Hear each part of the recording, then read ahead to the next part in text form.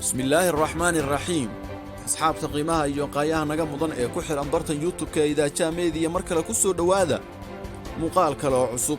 barnaamijkan waxaan ku soo qaadan doonaa wiilka hadalheentiisu badan tahay ee Cameron Herring.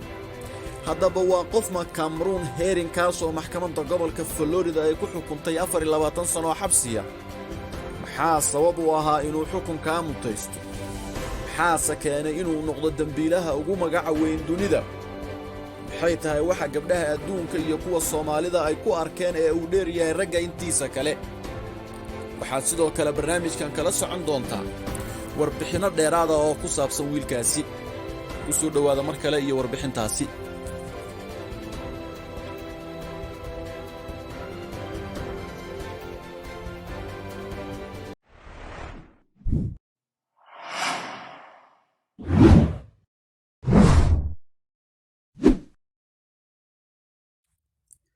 Cameron Herring waa wiil dhalinyaro ah oo ku dhashay gobolka Florida ee dalkaasi Mareykanka.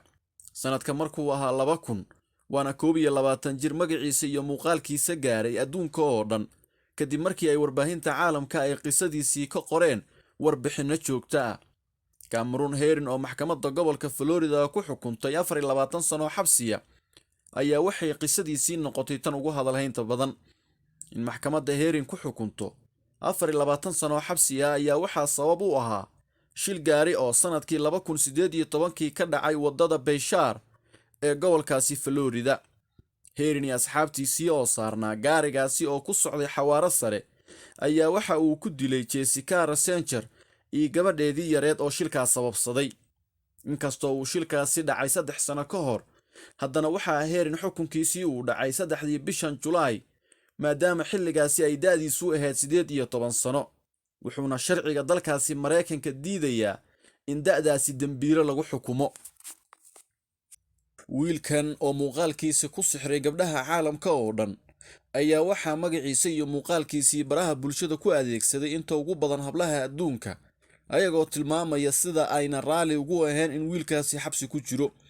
waxaadna arkaysaa hablaha adduunka oo ay ku jiraan kuweena Soomaalida oo muujinaya dareen ah in haddii ay awoodi lahaayeen loona ogolaan lahaa in wiilkaasi ay ku soo furan lahaayeen 100 wiil iyo wax ka badan si uu Cameron xorriyadiisii dib ugu helo.